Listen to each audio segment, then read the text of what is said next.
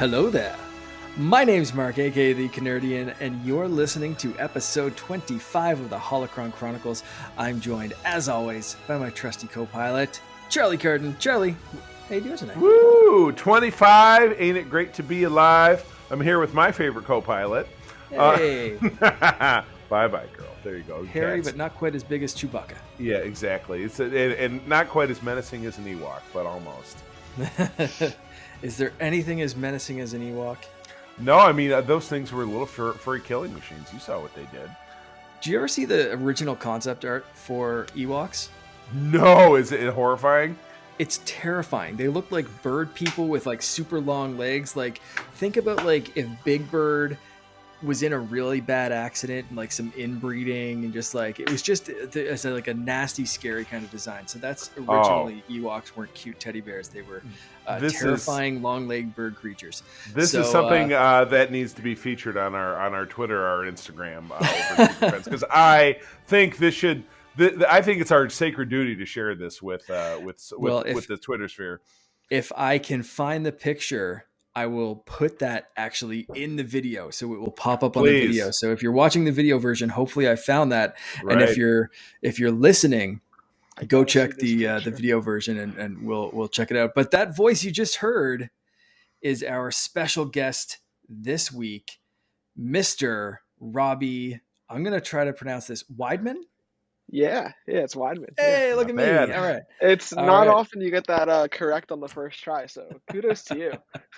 Thanks, I tried. And I didn't practice that at all, as you could hear by my, I'm going to try this and my hesitation. But Robby, we are so happy. Sometimes. Yeah, we are so happy to have you.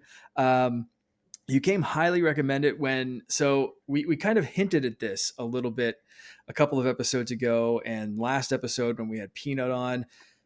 Charlie came up with an idea to start kind of a rewatch, recap kind of thing, start in chronological order. I love the idea because of you guys doing the Star Wars rewatch project. We had, I mean, obviously we've had Okairo on a couple of times. We had Peanut on the last episode, and we were spitballing some names of people who could join us to kick this off.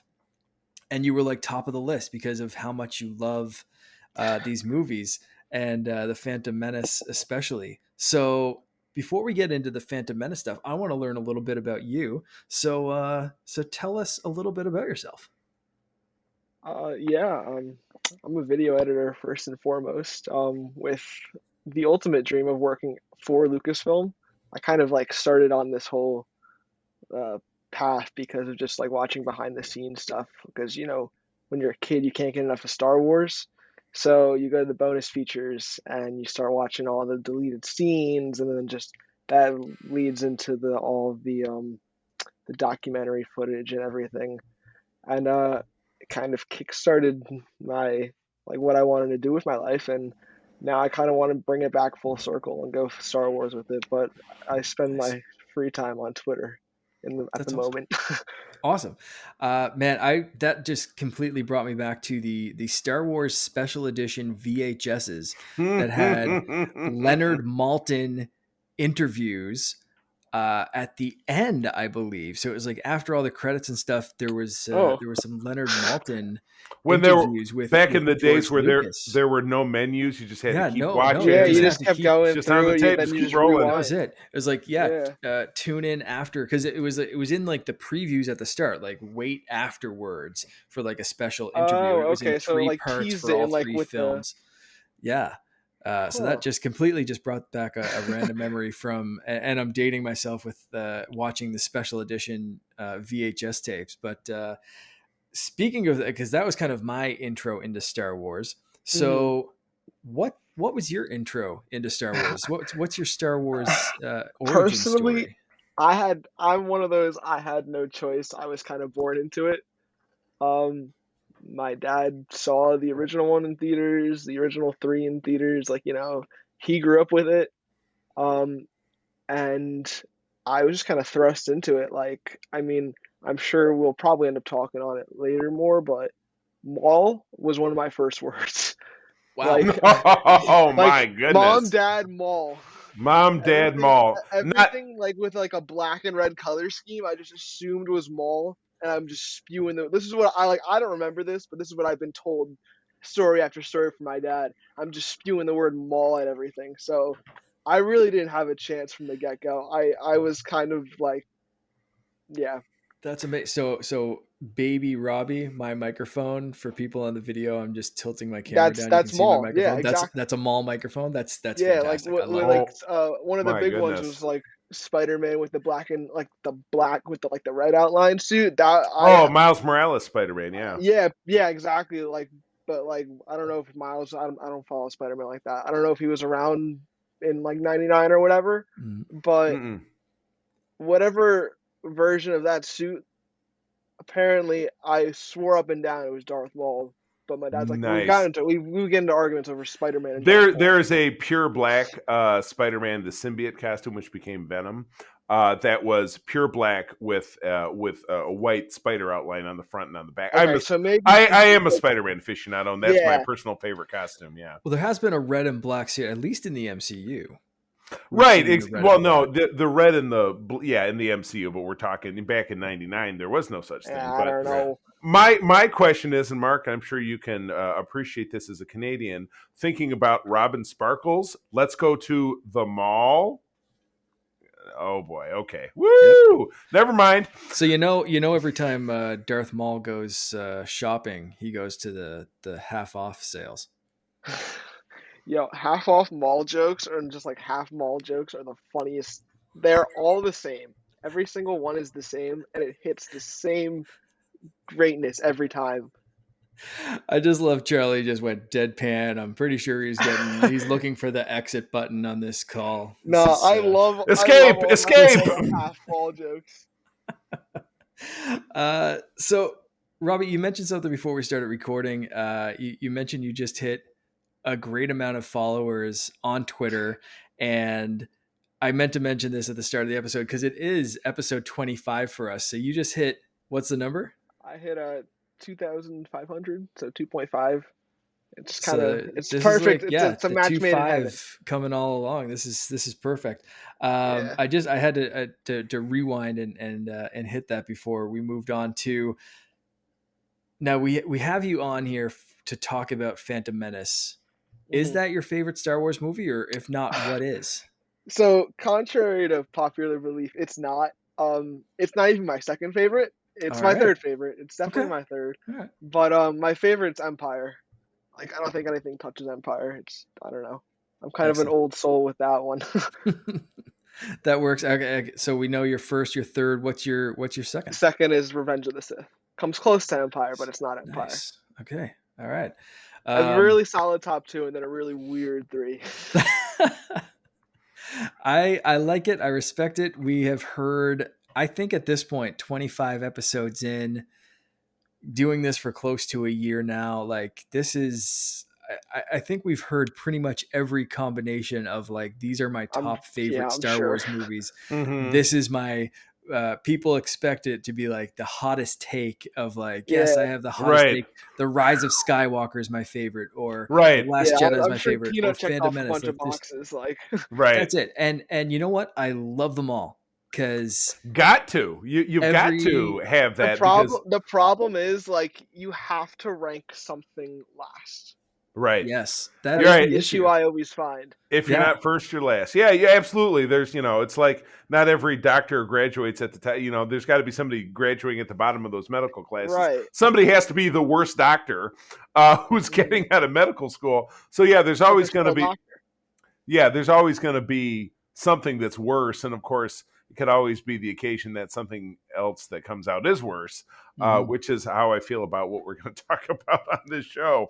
But anyway. But even, like, we've said this before, even the worst Star Wars is better than, to me anyway, most people's favorite better than films. Most others. That's it, right? Like, it's for me, as far as, like, movie franchises that I want to keep watching, it's like Star Wars, MCU, Indiana Jones, like minus the fourth one, but like it's that kind of stuff, right? And like Star Wars just holds this special place that it's like, give me some lightsabers and some space wizards and some cool action sequences and some new technology, fun characters and technology. Yeah, and it's good. So Phantom Menace, it might not be my absolute favorite, but like there's still stuff that I love in there.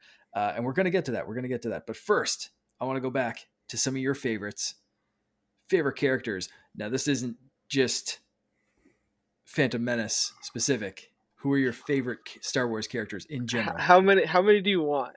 That's your top 150 should be fine. Three would be good. Just a couple that you love, yeah. These questions are like easy for me, so like we can fly through them. So it's definitely Maul. Like no thoughts involved. Let's go to the mall. Maul, Obi-Wan, and Ahsoka are my 1, 2, and 3. All right, nice. I like it. Good. All very prequely. Yes, I don't know. 98 was my birth year. Prequels is what I got. Young people. Okay. I just got a new Ahsoka. I don't know if you can see her. She's over here next to my helmet. New Ahsoka Funko Pop. Is that one of the Mando ones? It's one of the new ones that were just released from season 2 of Is it the one with the hood or without the hood? Without. They just announced for the Star Wars The Black Series, the figures I collect, that the Mando Ahsoka will be part of, I think, the next 2 waves that are coming out. She's in the second of the 2. Nice.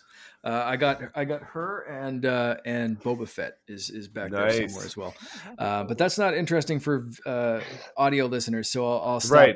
Right. This is a tough one because of your answers so far. I don't know which direction you're going to lean. Light side or dark side? Dark side. If you could choose dark side. Oh no. No hesitation. That's another thing. Like in my house, you're born into rooting for the bad guys. It's just a thing. Okay. Yeah. All right. All right. I kind of feel like I need to take out old green here and just kind of get ready. Ooh. Old greenie. To be fair, green is my favorite color lightsaber. Hey, all right, we can be friends. So, if I were like, I would want to be a Sith with a green lightsaber. To be honest, that's a badass combination. I like that. I think it would be so cool. All right, yeah, buck the trend, change the system. Yeah, not bad. So, what is it about the dark side that you said you were born into it? Do you have any regrets of being born into the dark side, or is it you're just kind of Bane at this point? You're like, it's just I fun. was just born into the darkness. They're always they're so greedy, but they're like so like they captivate you with their reasonings for this greed and for this hunt for power. And I personally am interested in how are you going to topple either your master or apprentice? Like who are you going to screw over and how are you going to do it? Right. Like I don't know if you ever read the Plagueis novel, but like that's my favorite Star Wars book. I just think it's fascinating through and through. I like the bad guy's perspective. I don't really know how else to put it. Like there's no way to put it for me. I just think they're so much more fascinating because you can tell different stories, different arcs. You can make them sort of bad, like really bad, like just pure evil. Like I don't know. You can only do. I feel like with a hero, you can only do so much. You can have them tiptoe the line, but then then they're not that hero anymore. They're like that Walter White. So I think with the bad guys, you know what you're getting, but you can also bring them back. Like you can make them good, but like you can see some crazy things happen in that process. Mm-hmm. I always love a good villain, and I don't mean like a villain who turns good. Like I mean a villain who you watch and you can say, yeah, I understand how they got there, and I understand why they're staying there, and you kind of start you're doing a great job them. at it. Keep doing that's it, right? Like it's the Loki kind of syndrome, right? And you love to see Loki in his own show as kind of the more hero type role, but at the same time, like I kind of always want Loki to be that backstabbing little creature that like is going to play into his own quest for power, self-preservation, just deception and just being Loki. And when you see that kind of conviction in a villain, I love that. You know, it's way more interesting than just like, I'm going to be bad just to be bad. Yeah. And I think we see that in some of the Star Wars villains that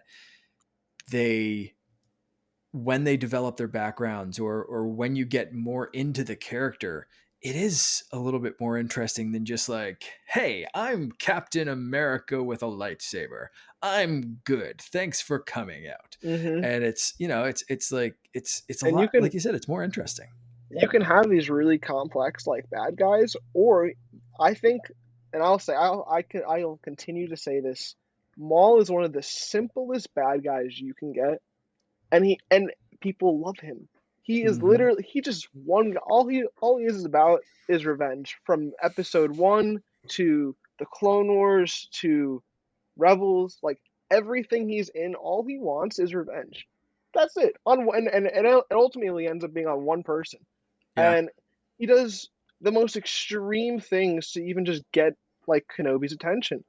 And it's just to avenge his first defeat. And like, you know, there's not much to it. There's really just this really complex, woven story revolving around how am I gonna get back at this guy? He's essentially just Ash he's not Ketchum trying with to a rule the lightsaber. world. He's just doing things along the way that he just so happened to be that he can do because he's this powerful character. But like, Yeah, it doesn't bother him. He has no care in the world. Mm-hmm.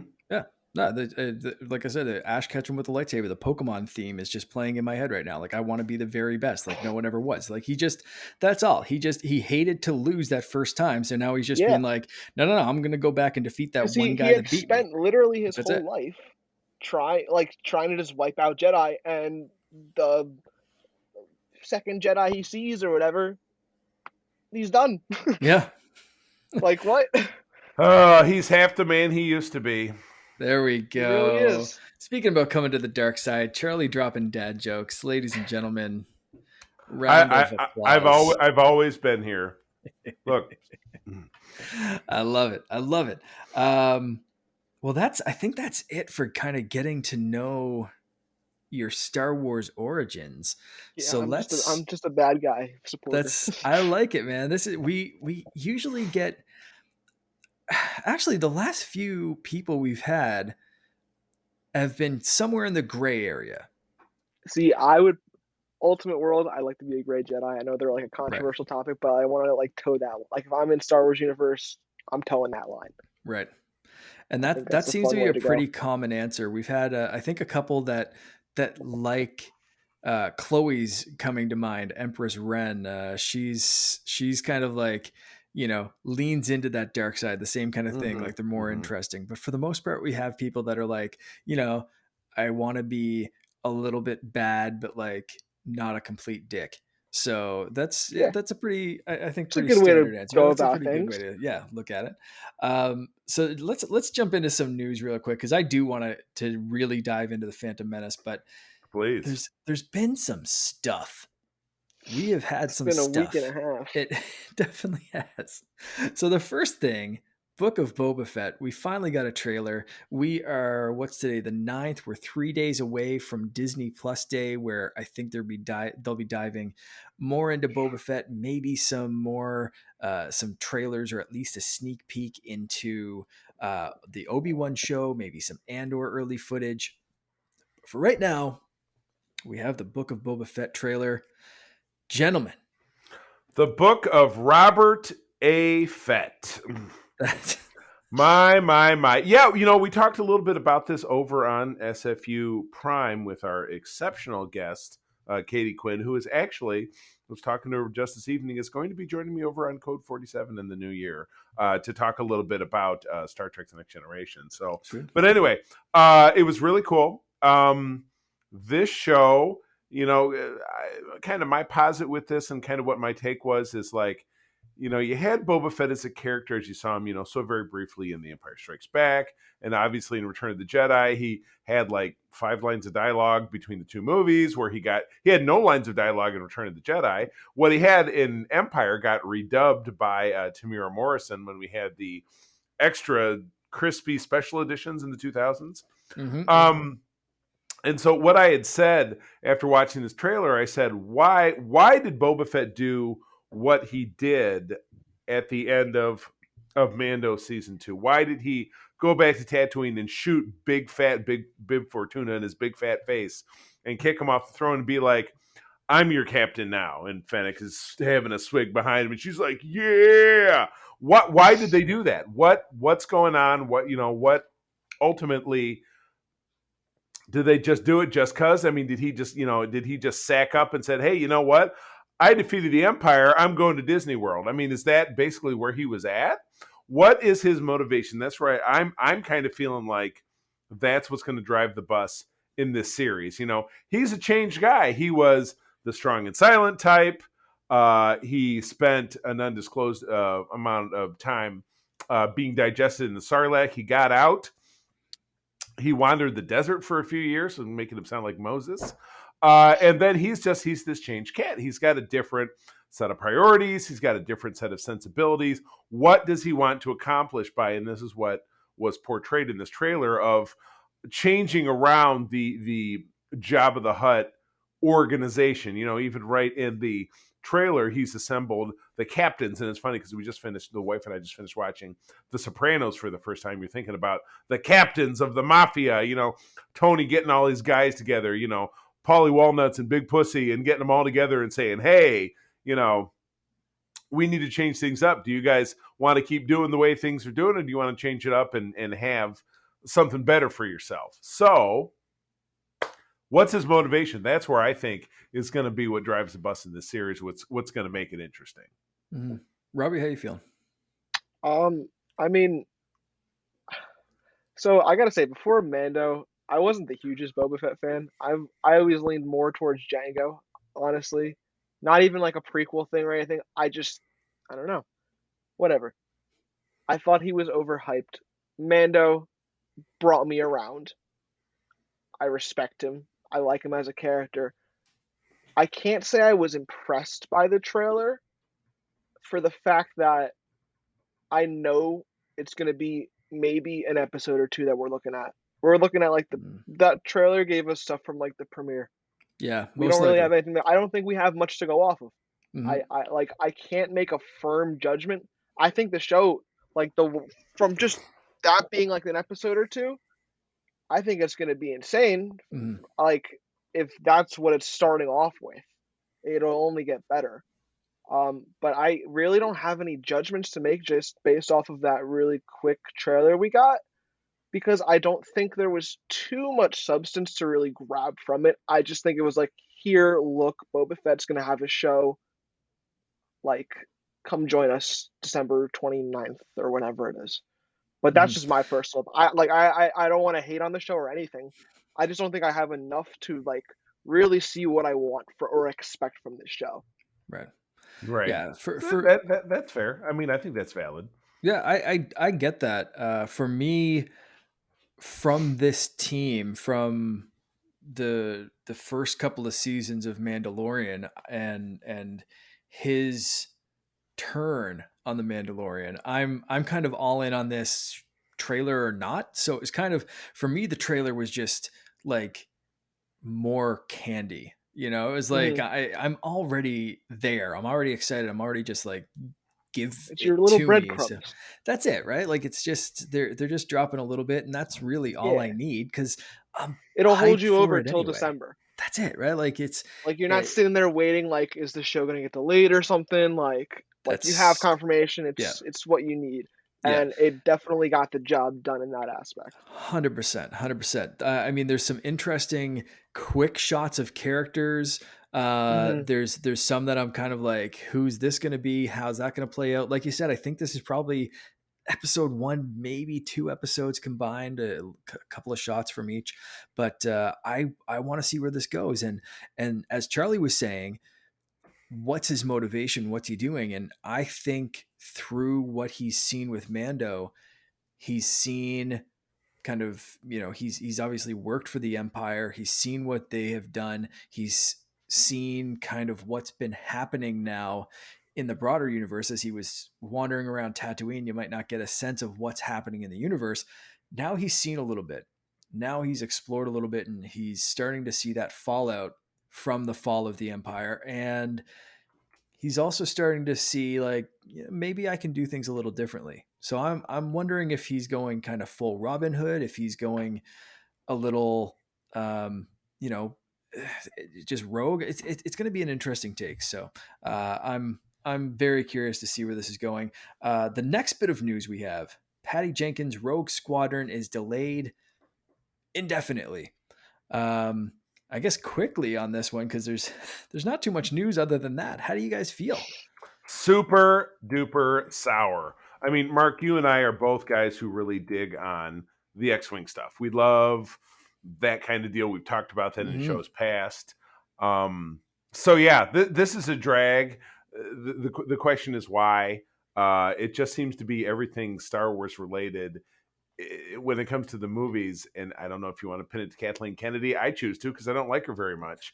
Is this something that she's torpedoing? Does it have something to do with the critical failure of Wonder Woman 2? I don't know. All I know is that I'm seriously pissed. Robby? I'm always in the favor of delaying something to get a better product. So if that's the case, cool. But personally, I'm not a huge space battle X-Wing. It's just not my genre of Star Wars. So like, I'm going to watch it. I'll probably enjoy it way more than I expect. But like, with just the tagline being like, Rogue Squadron. Like, I know what Rogue Squadron is and everything, but like with that, all the information I know, I don't know. Yeah, if I this need was more. a better developed project, I think I'd be a little bit more upset. I was looking forward to this, and from like her telling like it's going to be a story kind of personal because my dad was a pilot and blah blah blah. I'm Yeah, going it to work sounds that like a into really it. cool concept. Very cool concept, but like not seeing anything, knowing it wasn't in production actively, like an indefinite delay could be a year, it could be 6 months, it could be like 2 years. Like it sounds like it's a conflict kind of dispute, and whether they end up replacing her or she just finds the time and comes to it eventually, like you said, Robby, I'd rather something be delayed than kind of pooped out. So we'll see. It's a sting right now, but I'm hoping in the long run it turns out good. So so that with that out of the way, let's get into the meat of this. Phantom Menace. That's what we're here for. We're starting off our recap. So we already know, Robby, where this fits in for yours. It's your third favorite movie. Charlie, where I think I know this. Where does it fit into your rankings? There's no doubt that if this is not the bottom, it's in the bottom three. I mean, having watched it innumerable times. I mean, just to paint the picture, in 1999, this came out Memorial Day weekend. I graduated college 3 weeks earlier. I also eloped and got married for the first time at that exact same time. It was a very weird period of my life. I was married to my first wife, Alicia. She gave birth to my oldest son, Noah, which happened about a year later. It was a weird time of my life. And then this movie came out. And my wife, my ex-wife, Alicia, absolutely loved this movie, and she loved Jar Jar Binks, which is like really loved Jar Jar Binks. So it was, hindsight being 2020 after 22 years, it should have been a great big red flag for me. The beginning of the end. This was the first movie that she loved it so much. We saw it, by the time it cycled out of theaters, 7 times in the theaters. That's the most time I've ever seen a movie in a movie theater before. It was really, really, really, really, really, really a weird thing. It was crazy. All right. Yeah, I have to agree with your ranking. I don't think I hate it as much as you do. But it falls a little lower, but that's just because it's up against stuff that I just love so darn much. But I still love this movie. There's a lot of meat.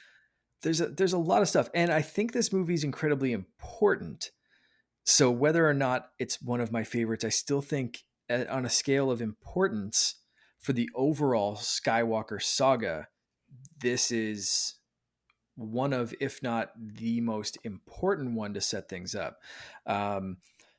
So we'll get to that in a second. But first off, let's start with some fun stuff. Favorite scenes or your favorite scene? What's the best part of it? If you could only watch one bit. I mean, like I could even beat Robby to the punch. So please go ahead, because we're going to say the same thing. So I'm almost certain we're going to say the same thing. I honestly have to say, I'm a big fan of being different. Phantom Menace is in my top 3. But if you don't say your favorite scene in this film is Duel of the Fates, please. I can't trust. I seriously can't trust you. Love it or hate the film. There's no arguments. I mean, seriously, what can even be said other than that is clearly that is the it. That is, if it's like Ron Burgundy, it's the balls. It's the balls. That is there. I just found you the title for the episode. It's Duel of the Fates is the balls. Yes, thank you. All right, I can specifically, like, since it's such a generic and broad answer, like, I got a ton of scenes I could list off, but like I can give you one snippet from Duel of the Fates. It's very specific. It's when Maul does his backflip, spins his lightsaber, grabs the box, launches it at the control panel, and then spins the saber again and deflects Kenobi. Mm-hmm. All within a matter of 1.5 seconds. Yep. Like, so smooth. It's smooth. You guys saw it because I was watching the movie tonight, and as I was, my wife's like, I got to get up and get something, so I hit pause because we're watching it together, and it's funny because we watched probably not quite the last half of the movie, but I'm like, well, babe, I got to knock off the last half of episode 1, and it was the visible. Okay. And so we're watching, and she's like, well, I got to have a pee or something, or I got to get up and get another drink. And so I pause it, and it's at the exact moment right at the beginning when they've pushed into the generator room, and Maul's got his back to the 2 Jedis, and it's at the point where Obi-Wan first does a flip, and I paused it where he's like mid, like, for the video, this will be great. He's like, let me turn around backwards. Yeah. He's like, it was, oh God, cramp, ouch. Oh, this is what happens when you work out at 5:00 in the morning. Ouch. This is why this is why I clearly don't, the Force is not with my old ass. But there wasn't anything like that in that original Star Wars trilogy. Because what did you have? You had a geriatric old guy, Obi-Wan. You had a stumbling robot, which was David Prowse's Darth Vader. And then you had Luke kind of dicking his way around through at least Empire Strikes Back. And then kind of doing a flip or two here and there in Return of the Jedi. Like a flip or two, but that's all you get. Yeah, but it's like, it's like, okay. It was not like, in this movie where you saw the Jedi's like, when in the beginning, when they're on the droid controlled ship and they escape, and then they have to ferret their way through the pen, and then they jump, you see that long shot where all the droids are being loaded into the tanks, and and you see the 2 Jedi jump out and drop like 100 feet and be like, thunk, we're good. Yeah. Or, when they're deflecting laser blasts from the destroyer droids, and then they're like, it's a standoff, let's go, pew, and they take off like the Flash. I mean, they have genuine, full-fledged, not like half-assed, like Luke Skywalker's Jedi skills were like something he read out of the back of a comic book, like a Charles Atlas ad from the old ad, like, oh, well, I guess I put this plus this, and I've had about 3 days worth of Jedi training. I think I'm going to go take on the Emperor. It's going to be okay. Yeah, fine. You're good. Yeah, you're good. You said that's okay. Yeah, it's kind of very Family Guy. You know what I mean? Mm-hmm. So yeah, to see all of that is just, I mean, for that alone, I think makes the film, really does make the film exciting. It showed that Jedi Knights are knights. Right. They're in their prime. They're the warriors. Age of the Jedi. They're trained. Yeah, they're fully trained. They're part of a culture. They're part of something that's not just like, well, it's like, and then you flash forward to the sequel trilogy and The Last Jedi and the sacred Jedi text, which Yoda makes fun of. But obviously all the info is in there. So it's like, that's how things got rolling. That's why there were 1,000 generations of Jedis, and they handed down their traditions and their skills and this and that. You know what I mean? So, that alone. But my God, to wait 2 hours to get to the Duel of Fates and all the bullshit, that came before that. I mean, I was doing a little back and forth with Oxtra, Todd, our other, main SFU host, and I said, Jake Lloyd was so bad, I swear to God there was somebody off camera with cue cards giving this kid his lines, and it still was not getting the job done. Stop picking on that poor kid. Jesus. 7 thumbs down. I know he really has been through a lot. In fairness, I just want to give him a hug, and that is anyway. I mean, that scene is fantastic. The Duel of Fates. You have to pick that one, but I think there's a couple of other scenes in this movie that I'm going to choose just to be a little bit different, even though that's my choice. Pod racing. Shit, that's cool. Every time I watch it, they did a lot. I'm actually watching a sports event. Like you're just, damn, this can go this way. Like this guy's beating this guy. Like you're so into it. It's the way they like produced it and just like made it feel like an actual sports event. It's so well done. It's so cool. It's like 11 minutes of just awesomeness. Yeah. And it could have been, I think at that age for me, I'm like watching this, I think 13, 14, something around there. So for me, that was like also prime Nintendo 64 days. So I got to play pod racing on the Nintendo 64. And I think I had it for my Game Boy Color as well, like a crappy kind of port. I used to play the arcade machine version. And I mean, like the actual seat. Oh yeah. Yeah, for sure. Like there's so many great Star Wars games in that generation, but like this one putting you in the seat of pod racing, and they were so brilliant with it where they said most other humans aren't fast enough for pod racing. So when you could win in that game and you had seen the movie, it was like, oh yeah, I'm the fastest human alive. Yeah. I have Jedi skills because I can pod race. I just came in first, which means I'm the best. So I love that scene too. There's a few others, but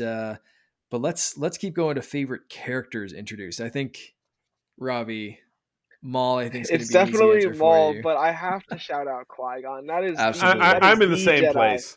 I'm in the same place. In some ways, I feel like he's the model. He's the adult center of this, but he's also kind of the greatly flawed drive, because he's this Jedi rebel. He's like, oh, this kid is the nuts. He's the bee's knees. He's gonna save us, and it's absolutely the wrong call. Because yes, Anakin does destroy the Sith, but boy, does he take the long way around to doing it. So yeah, I mean, whether Qui-Gon really had the vision of the long game and he knew he was going to die, so he was like, take that. I don't know if it was all that, but still, he was really ballsy, and I like that.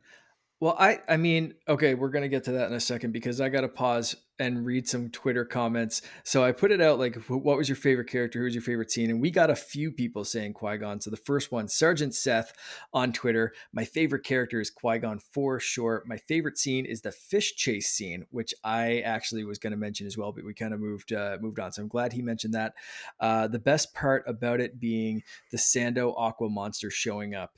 And just, always a bigger fish. Love that line for sure. The Phantom Menace is a fun movie, and it's a great start for the prequels.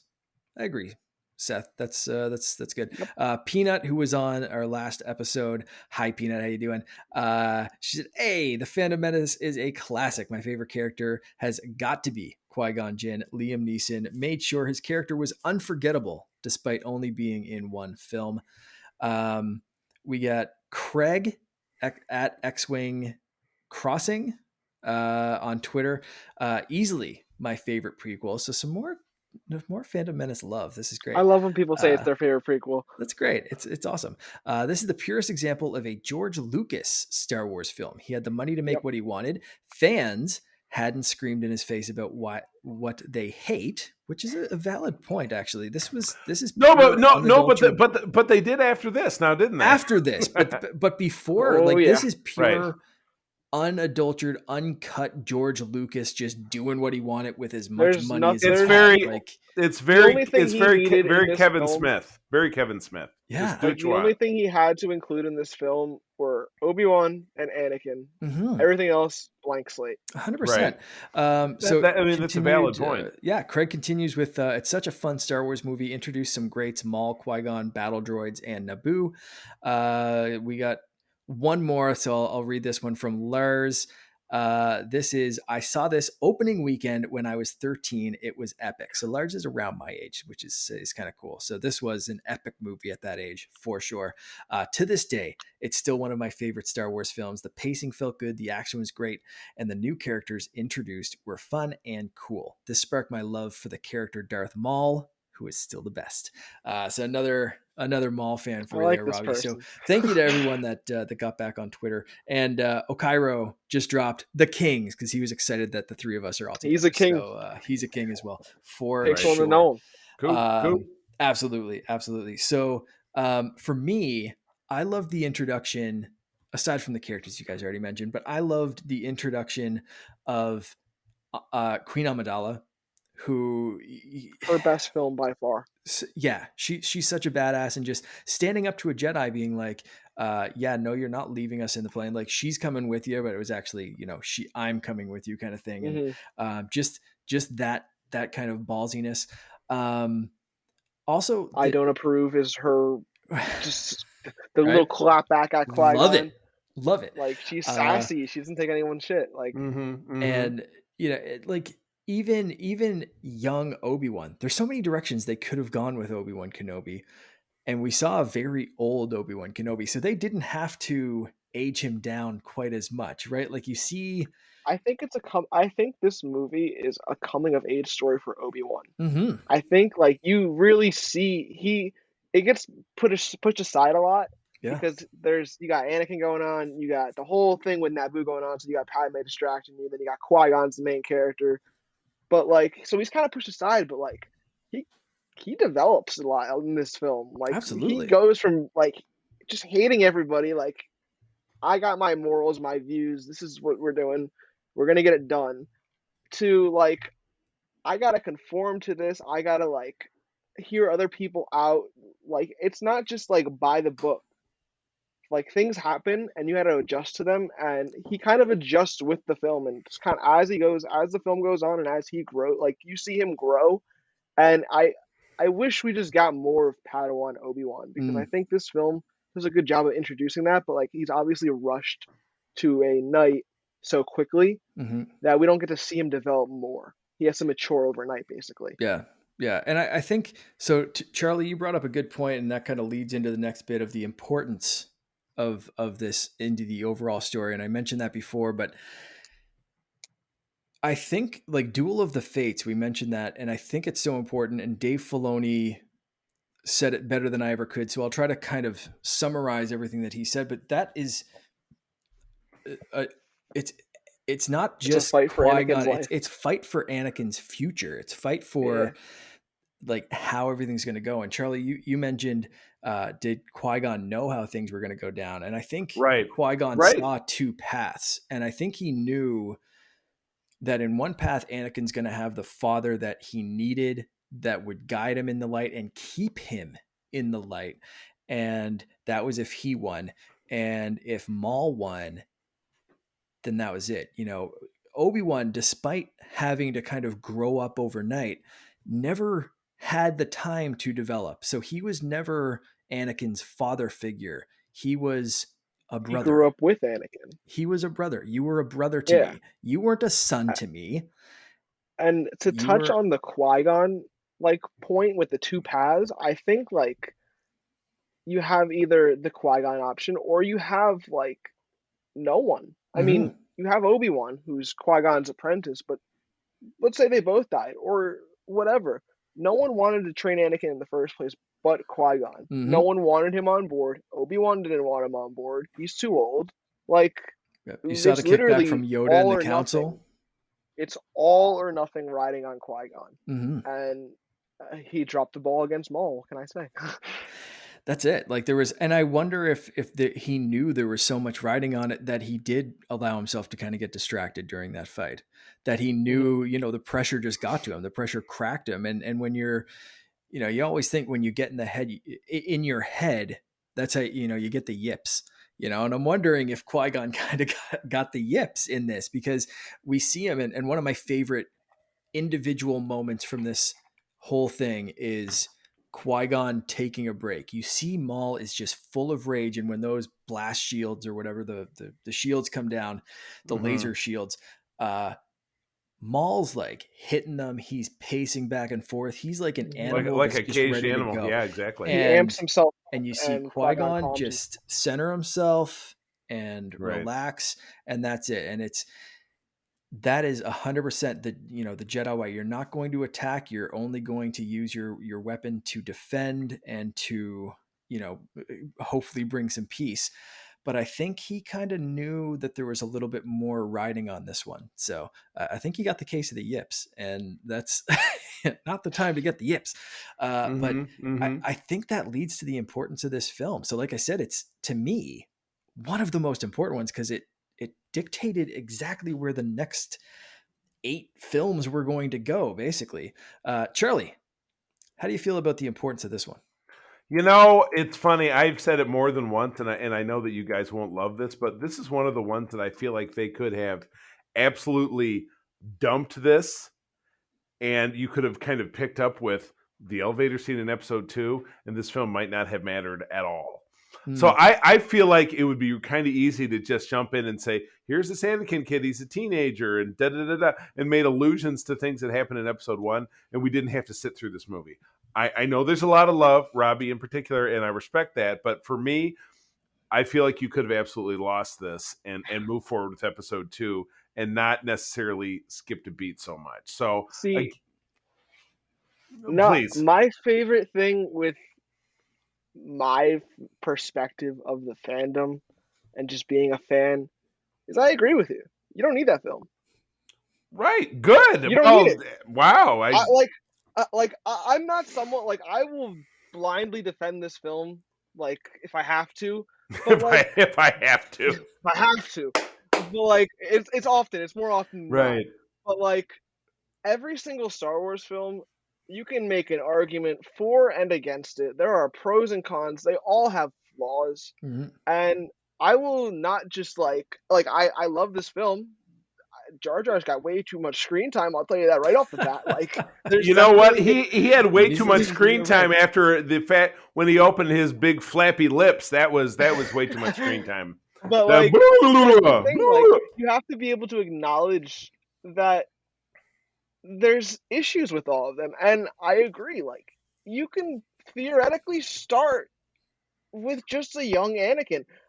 Or a Padawan Anakin. That's what a lot of people wanted, and I think that's the problem going into the film is a lot of people expected that, and coming off of like a 15-year break with all this new technology and everything, and that hiatus and that drought of Star Wars, you go in with these astronomical expectations to follow up the biggest trilogy ever at that point. Still, and I think, I mean, you hold it up against Lord of the Rings, I guess, but I'm not a big Lord of the Rings guy. I won't argue, but like, and like you have these, I don't think anything could have met the expectations that were placed upon this film, and I think that helped or hurt it in the long run in the sense that like a lot of people didn't get what they necessarily had wanted to see right out the gate, and it never ended up giving this film a slightly more fair chance, if that makes sense, because you're not going to hit.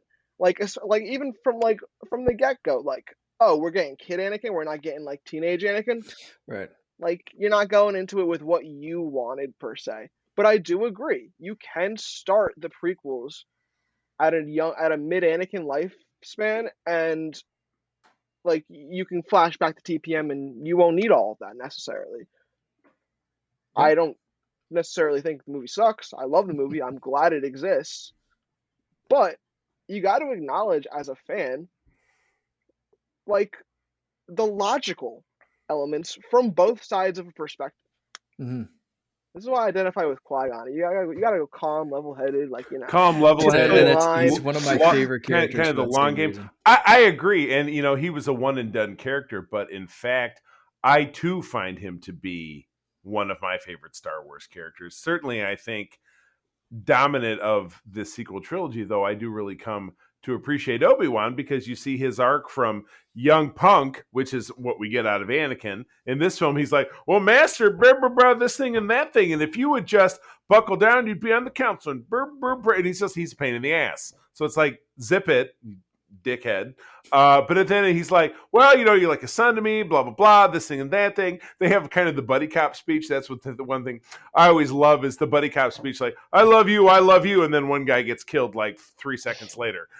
It's the buddy cop moment. They have that right at the beginning. He's like, well, Master, I'm sorry I questioned you and blah, blah, blah. And thank you for saying I could take the trials. And he's like, oh, Obi-Wan, I think you're great. Ugh! It's a buddy cop speech. I think you're great. I'm too old for this shit. I'm a day away from retirement. Yeah, a day away from, You're going to do a damn good job in the future. Good luck. Yeah, I won't be around. Maybe I won't be around. I don't know. So I think that kind of covered I was going to say what we change, but it sounds like, kind of, and Todd asked a question, right? If you could remake this, who would you choose to write it? But I think by the sounds of it, like if we were to almost remake the trilogy, it sounds like you guys would both be more leaning into kind of combining episodes 1 and 2 and maybe without a doubt some and things a whole in lot one more Darth Maul maybe as a flashback kind of something or right. I think a little bit differently.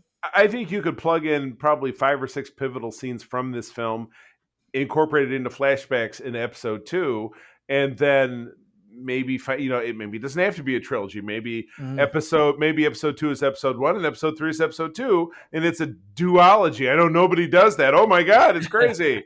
Not something that's not a trilogy. Black is white, up is down. We're in Bizarro world, But you could do 2 is 1. 3 is still 3, and you can just get a Clone Wars movie, like Wars movie, or a well-produced Clone Wars movie, not the animated stinker we got. And like just something like some Clone Wars story like that, or something that happened in the Clone Wars, something like that leads into 3, like. Maybe the Chancellor getting kidnapped on Coruscant. Who knows? So yeah, why not? I like it. That's cool. Yeah, but yeah, that's my take. So, guys, do we want to give this a rating? Like kind of a 1 to 10 severed hands. What do you think? That's tough for me, man. Robbie, do you want to go first on this one? I got to think. I'm gonna set the bar high. Okay, That's fair. I feel like I have to give it a 10, but like in my actual perspective, like being reasonable, for me, I think it's like somewhere between an 8.8 and a 9.2, somewhere in that sweet spot, like somewhere around a 9. But that's like me, like biased, grew up with it, watched it on repeat as like a young toddler. Oh my god, right. I chuckle because anytime we do ratings over on the main Secret Friends podcast and I give something in a decimal, Oxford just absolutely crawls up my ass. So I love it that somebody else does it. So I myself am going to keep my ratings harsh. This is probably, certainly factoring in Duel of Fates being so spectacular, it's still going to be about a 5 for me. And that's keeping it high. That's reasonable. I mean, I can respect your I'm kind of feeling in between both of you guys. I'm feeling like it's a 7, kind of the 7.5 maybe for me. I'm only going to go on a 0.5 scale. I won't go into it's a 7.75. But it's like I said, it's. I rewatched this movie. There's not a rewatch that I do that I skip this one. There are some scenes that I'm just kind of like I'll glaze over and check Twitter, but for the most part, I don't want to. Sure, there's some stuff. I don't want to stir in the Senate the whole time. Yeah, like I said, this is a super important movie. So that's kickstarts the franchise. Like that's it. That's it, right? Like it's a lot of people's first movies. Like even now, you're starting Star Wars. Right. People start with that movie. Yeah, it's just the first one they click because it's episode 1. That's it. True. So, all right, so cool. With that, Robbie, we do have to go. Charlie has a herd out. Unfortunately, so we busy night for me. Wind down. Robbie, thank you so much for joining us for this kickoff. Please, thank you for having me. Oh man, it's an absolute pleasure. It's good stuff. It's fun. It's absolutely great to have you on here. Tell people where they can find you and what you're up to. You can find me at Twitter at Robby_Weidemann. Very simple. You can also find me. I'm gonna plug my second, not second account, kind of second account. Mm-hmm. It's called Star Wars Shot by Shot. Love it. I'm basically it's a project, kind of like a passion project. I am going through every single shot of every single movie, posting them in order on this account. I'm going frame by frame through them, or like every third frame or whatever through them, and picking out stills to post as each shot changes in the film. Incredible. We're in the middle of the Phantom Menace on like we've definitely launched, but it's still kind of, I consider it a soft launch. I don't have all of the photos done, so I can dump them as quick as I want to, but right. We're getting there. Cool. It's at SW Shot by Shot. Nice. I love that. In the description as well. That's great. Shot by Shot is critical for us cosplayers too, because that's where we get those most important costume details. Like so yeah. I gotta say, doing this, there's so many little. I'm trying like not even to like get like the main like subject. I'm trying to make sure everything.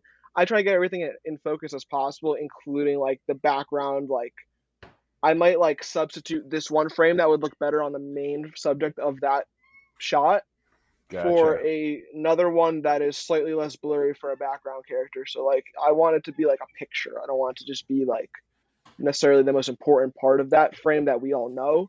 There's going to be something in there that you can pick off. So it's got something for everybody. There's a lot of new like photos you'll be able, like you just can't Google some of this stuff. It's a really cool project. I love it. Good deal. It's a long one, but it's fun. I love it. Cool. All right, Charlie, where can people find you? I am over on Twitter at the C3. Spell it out, CEE. Of course, I'm on all the Secret Wars social media Twitters, and of course, USSGrandPetoskey.com. That is the Star Trek fan club that I run here in West Michigan, because I keep it real. Trek and Wars, there is no comparison because they're both great. All right, and you can find me at _Canardian everywhere. Charlie. Cool. That's going to be it for us, folks. Thank you, as always, for joining us. I'm going to tell you that sharing is caring and to keep on trucking. May the Force be with you. Rex, play us out. This podcast is part of the Secret Friends Unite podcasting network. Visit secretfriendsunite.com for more great shows, articles, news, reviews, and more. Secret Friends Unite podcasts are available on Apple, Google, Spotify, and other podcast services around the world. If you'd like to be part of the conversation, you can join us on Facebook or our new Discord server, or follow at Secret Friends U on Twitter. Please subscribe to Secret Friends Unite on YouTube and visit our merch store at tpublic.com. Just search Secret Friends Unite. Thanks for listening.